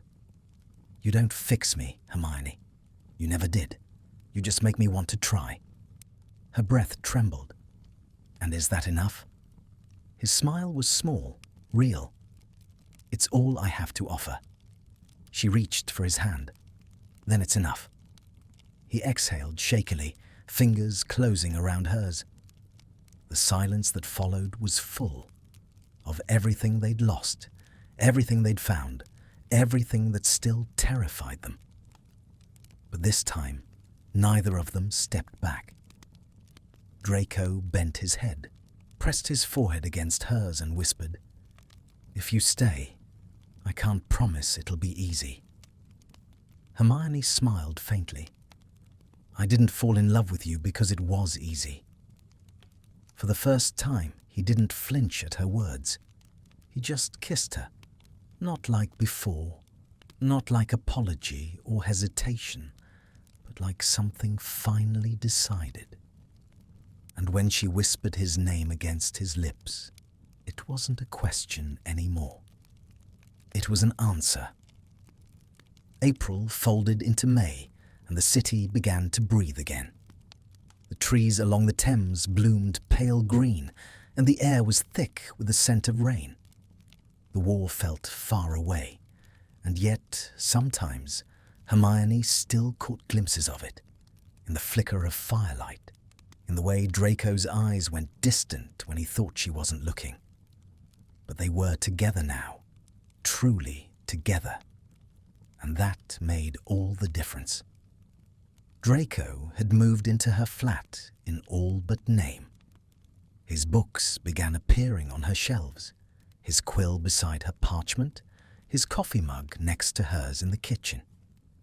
At first, it unsettled her, the quiet merging of 2 lives that had once existed on opposite sides of everything.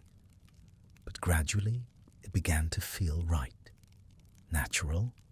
Their nights were soft, quiet laughter shared across candlelight, fingertips brushing in passing, the sound of his low voice reading aloud when she couldn't sleep.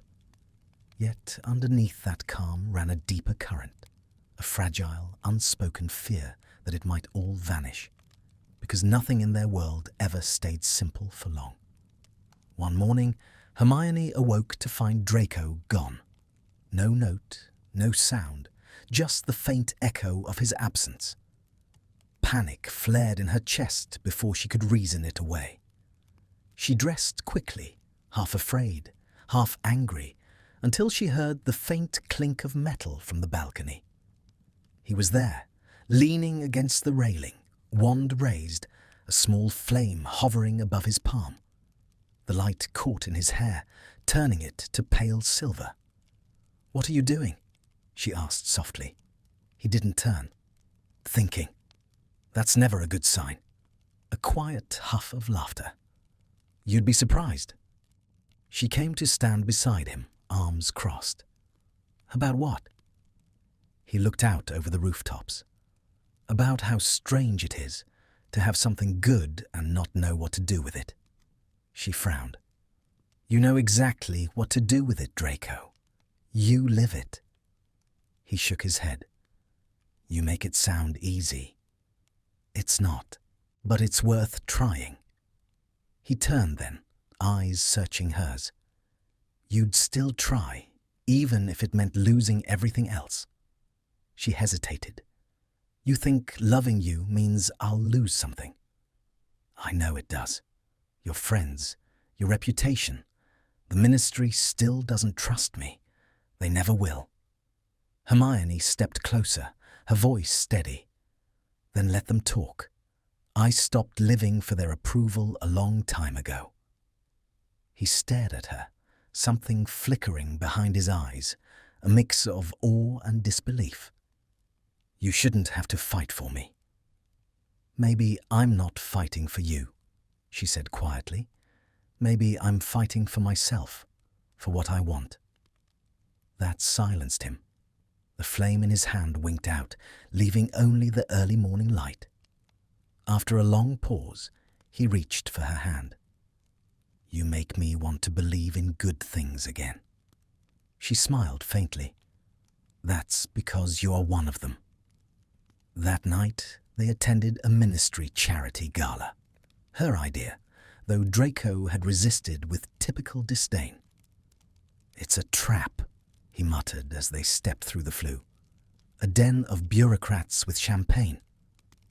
"Then smile and drink faster," she said, tugging him forward. Their arrival drew attention, as she'd expected. Conversations faltered, eyes turned. Some faces softened with curiosity, others hardened with the weight of old memories. Draco's posture stiffened instantly, the mask of composure sliding into place. Hermione squeezed his hand. "Ignore them." "Hard to, when they look like they'd rather see me back in Azkaban." "Then give them a reason to think you belong here." He arched a brow. "You think I belong here?" "I think you belong wherever you decide to stand." Something in her voice must have reached him, because he exhaled and nodded once. The evening unfolded in slow tension. Hermione chatted with colleagues, smiled politely through thinly veiled questions. Draco hovered at her side, his quiet presence both shield and target. Then, near the end of the night, she saw it. An old classmate, thick with self-importance, approaching them with a smirk. "Granger," he said smoothly. "And Malfoy, was it? I almost didn't recognize you without a court escort." Draco went still. Hermione felt his hand twitch in hers, but before he could speak, she stepped forward. "That's right," she said evenly. "You almost didn't recognize him, because he's not who he was." The man blinked. "Still defending him, I see. You always did love a lost cause." "Not lost," she said sharply. "Just found." Her words hung in the air like a spell. The man scoffed and retreated, but the damage was done. The whispering began. Draco's voice was low when he spoke. "You didn't have to do that." "Yes, I did." He looked at her for a long moment, something breaking and mending in his gaze all at once. "You're going to make me fall in love with you, you know?" She smiled, the kind of smile that felt like defiance and truth all at once. I think it's too late for both of us." They left early. The night air outside was cold, sharp, and clean. As they walked along the river, Hermione slipped her hand into his. He didn't speak, but the silence was full of gratitude, of unspoken vows. When they reached their building, he stopped her at the door. "I used to hate this city," he said softly. "Every street reminded me of something I'd ruined. And now it feels like home. Because of me?" He smiled. "Because you didn't let me keep running from it." Later that night, she found him at the piano again, playing softly in the dark. The melody was hesitant, like a confession. She leaned against the doorway, watching his fingers move. "What's that one called?" He looked up. "Doesn't have a name yet." "Then call it Us," she said. He chuckled. "That's far too sentimental for you, Granger." "Maybe I'm changing." He smiled, a real smile this time.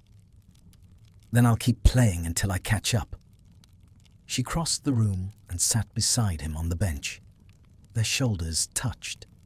He played another few notes before stopping, his hand finding hers on the keys.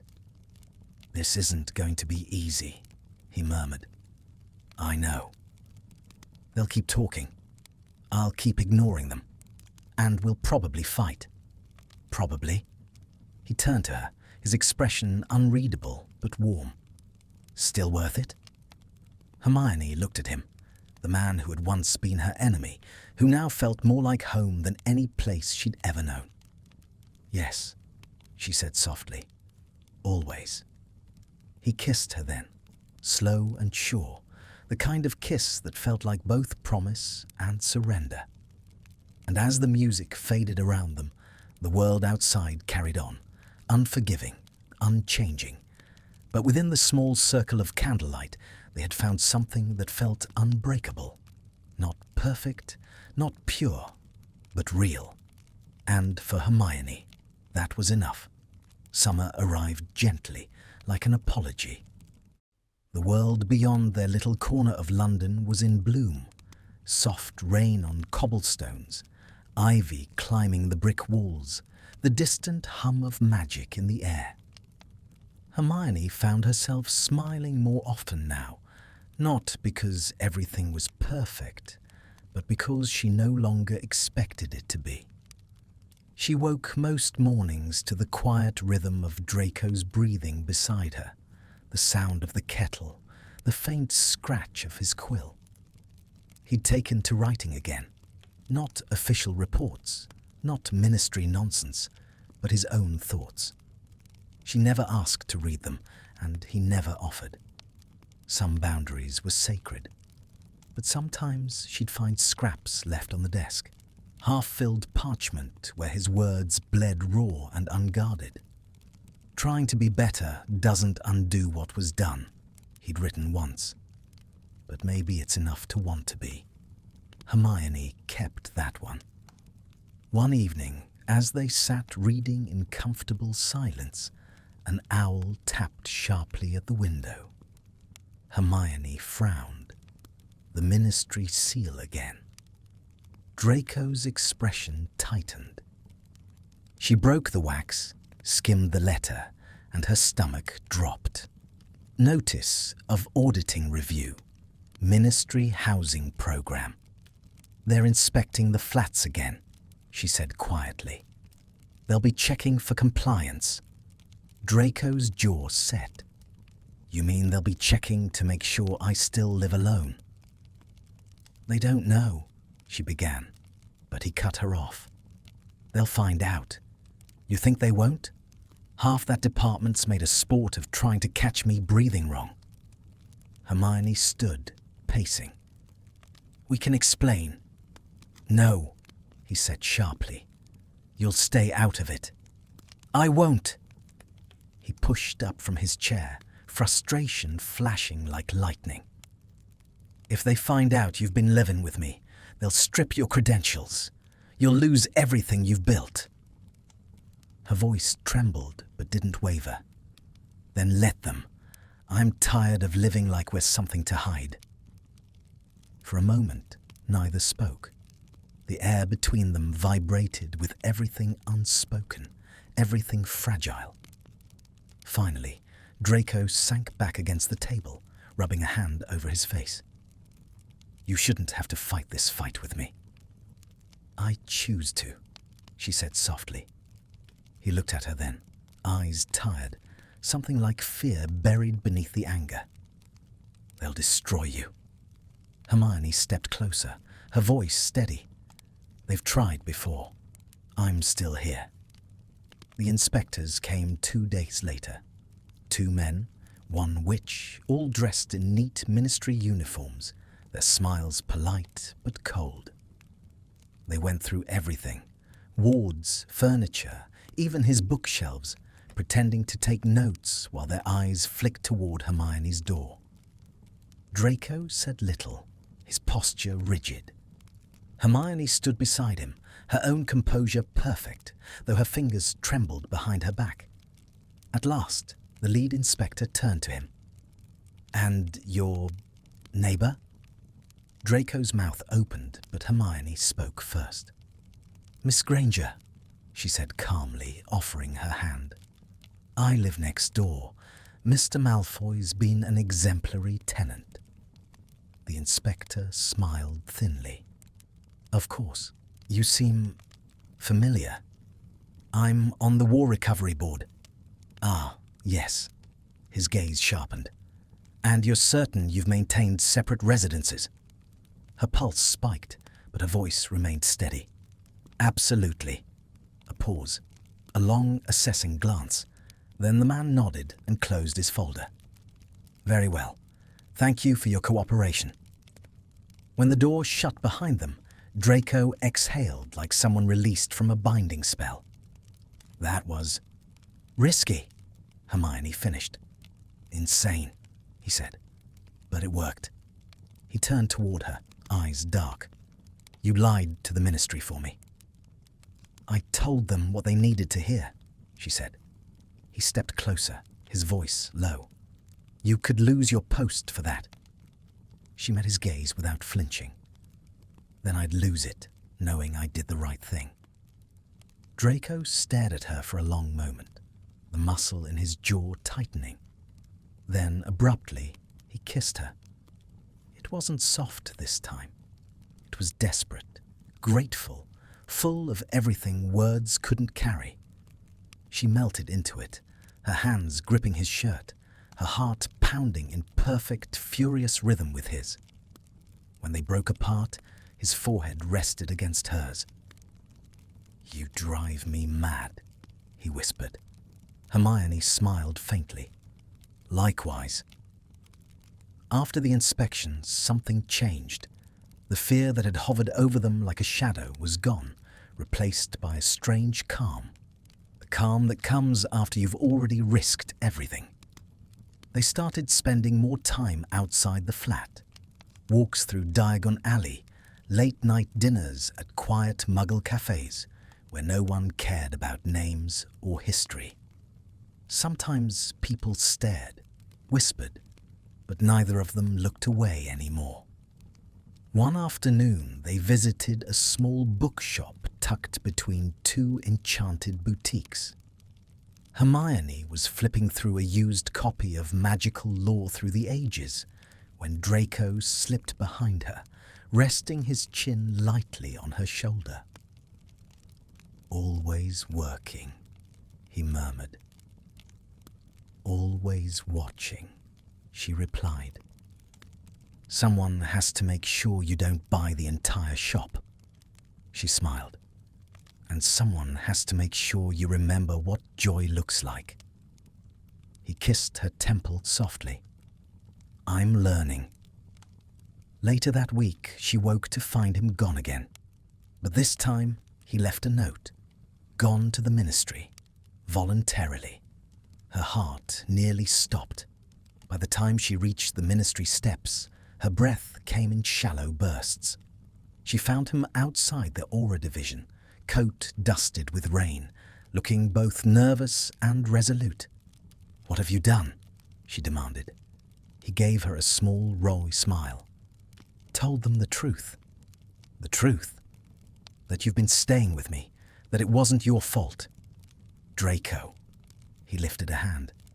"Relax. They didn't arrest me. I just wanted to stop hiding. I'm tired of being the secret you have to protect." Her anger faltered, replaced by disbelief. "And what did they say?" "That they'd review it." He gave a low, ironic laugh. "Which is ministry speak, for we'll gossip about it for months before deciding nothing's worth the paperwork." Hermione couldn't help but smile through the panic. "You're ridiculous." "I'm free," he corrected softly. "At least freer than I was yesterday." She stared at him for a long time, pride and love and exasperation all warring inside her. "You didn't have to do that." "Yes, I did," he said. "You've been fighting for me since the beginning. It was time I fought for us." They spent that evening by the river, sitting side by side, their fingers intertwined. The city lights shimmered across the water, golden reflections dancing on the surface. Draco's voice broke the silence first. "Do you ever think about what comes next?" "All the time." "And?" She smiled faintly. "I think we keep going. Together." He exhaled softly. "You make it sound simple." "It's not," she said, "but it's real." He looked at her then. Really looked, the way he used to when he thought she wasn't watching. "I don't know what I did to deserve you."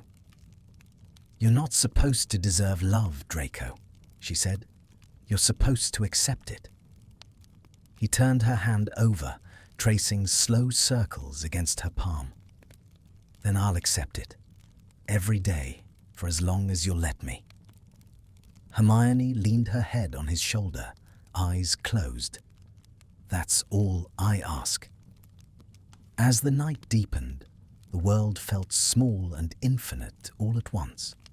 The quiet rhythm of the river, the warmth of his hand in hers, the steady beat of two hearts that had once stood on opposite sides of a war and somehow found peace in each other. And for the first time in years, Hermione Granger didn't think about what she'd lost, or what might still come. She just breathed. Because finally she had found a place, and a person, where she didn't have to be anything more than herself. June arrived with golden heat. The air shimmered over the rooftops, thick with the scent of rain that never quite came. Hermione found herself waking earlier now, sunlight spilling across the floorboards, her fingers reaching instinctively toward the space beside her. Sometimes Draco was there, half asleep and muttering about coffee. Sometimes he was gone, wandering the balcony, staring at the sky as if it was something to be deciphered. They had learned how to exist together without walking on glass. The fights had become rarer, gentler, no longer explosions, but quiet disagreements that ended with laughter or silence. There was an ease between them now, not the unshakable kind, but the sort that came from two people who had stopped pretending they didn't need each other. The world hadn't forgotten, of course. It never did. The article appeared in the Daily Prophet one morning, written with a subtle cruelty only journalists could master. War hero and former Death Eater, the unlikely neighbors become more. It was brief, factual, and barbed in all the right places. A few photographs accompanied the story. One of them at the river, her hand on his arm. Another at a cafe, his eyes soft as he looked at her. Hermione read it once, then twice. Her stomach sank. Draco found her sitting at the table, the paper open in front of her. He glanced down at it, his expression unreadable. "Well," he said dryly, "at least they chose a flattering photo." "Draco." It was inevitable, he interrupted, tone even. They needed a summer scandal. She shook her head. This isn't just gossip. They'll use it against you. He smiled without humor. You think they haven't already? Hermione folded the paper, pressing her hands over it as if she could smother the story out of existence. I hate that they'll twist it into something dirty. Then don't let them. He leaned against the counter, his gaze softening. Let them see us. Let them talk. The only thing they can't take from us is the truth. She looked up at him, the fight in her chest loosening. You're braver than you think. He tilted his head. Or just tired of hiding. That afternoon, she went to work as usual. The stares followed her, curious, pitying, judgmental. Whispers slithered through corridors. She could feel them, like the brush of invisible thorns against her skin. But when she returned home that evening, he was waiting with 2 glasses of wine and a single, uncertain smile. How was your day? He asked, as if it were any other evening. Loud, she said. He poured her a glass, handed it over. Then drink. They sat on the balcony together as the sun dipped low, painting the city in amber and violet. Hermione leaned her head against his shoulder, the tension in her fading with every slow breath. I keep waiting for it to fall apart, she admitted quietly. What? This. Us. It feels too fragile, like it can't possibly last. Draco was silent for a moment. Then he said, maybe that's why it's worth holding on to. She turned to look at him. You really believe that? He nodded. I do. For the first time, I do. Days passed, then weeks. The noise faded. The prophet moved on to newer stories, fresher scandals. The whispers dulled into curiosity and then into something like acceptance. It didn't matter. The damage, or perhaps the freedom, was already done. They were known now, seen. One evening in late summer, Hermione returned home to find their flat filled with the faint scent of roses. A small bouquet sat on the table, clumsily arranged, but beautiful all the same. Draco, she called, smiling despite herself. Bedroom, came his muffled reply. She found him sitting cross-legged on the floor, surrounded by papers, old ones, letters, some from the ministry, others from names she didn't recognize. What are these? She asked gently. Everything I've been holding on to, he said. Every apology I never sent, every rejection letter, every reminder that I'd never be enough. She crouched beside him. And now? He looked up at her, a faint, crooked smile on his lips. Now, I think it's time to stop keeping them. Without another word, he flicked his wand. The parchment lifted, swirling through the air like pale birds before catching flame, burning into ash that drifted out the open window. Hermione reached for his hand. He took it, the faint tremor in his fingers betraying the weight of what he'd just done. When the last scrap disappeared, she whispered, "You're free now." He shook his head softly. "No, just lighter." Later, they walked down to the river. The evening was warm, the city lights glittering across the surface of the water. Children's laughter echoed in the distance, and the scent of summer hung thick in the air. Hermione stopped at the railing, leaning forward. "Do you ever think about the war?" "Every day," he said, "but not the same way anymore." "How?" He thought for a moment. "I used to remember it as the end of everything. Now I think of it as the beginning of who I had to become, of who I found." Her heart swelled, heavy and full. "You talk like a poet." "Don't tell anyone," he said, smiling faintly. They stood in silence for a long while, the river flowing beneath them, endless and calm. Then Draco said quietly, "You changed everything, Hermione." "So did you." He turned toward her, brushing a strand of hair from her face. "If someone told me years ago that I'd be here, standing beside you, unafraid, I'd have laughed. And now?" He leaned in, voice soft. "Now, I just wonder why it took so long." She smiled. "We were stubborn. We still are." "Good," she said. "I like us that way." When they returned home, the city had fallen silent. The moonlight spilled across the floor, turning everything silver. Draco set his wand aside, and for the first time in years, he didn't reach for the shadows. He took her hand instead, guiding her to the window. Together they stood, watching the night unfold. A quiet, simple moment that felt like forgiveness made real. Hermione rested her head against his chest. "Do you still think we'll last?" she asked softly. He hesitated, then kissed her hair. "I think we already have." She closed her eyes, smiling. "That sounds almost romantic." "Almost? You're still terrible at it." He laughed quietly, the sound rumbling against her cheek. "You love me anyway." "I do," she whispered. "I really do." Outside, the world went on, indifferent, unchanging. But inside, beneath the hum of the city and the quiet rhythm of their hearts, something finally settled.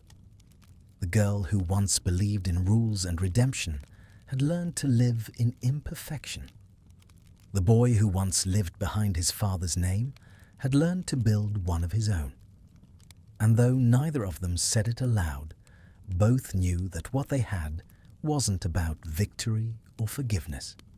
It was about choosing every day to stay. When the first light of dawn crept over the city, Hermione stirred, half asleep. Draco shifted beside her, his arm tightening around her waist. "Go back to sleep," he murmured. "Can't," she said softly. "Too happy." He smiled into her hair. "That's a terrible problem to have." "Then I'll keep it." "Good," he said.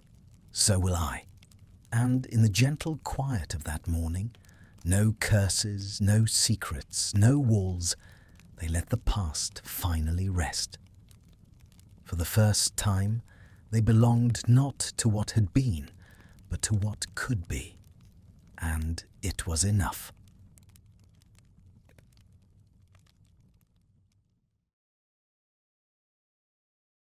I believe that the true love is born not in storms and strong emotion, but in calm and quiet closeness. This is exactly what our turbulent stories have been missing lately. I am glad if this story distracted you from a hard day and helped you fall asleep.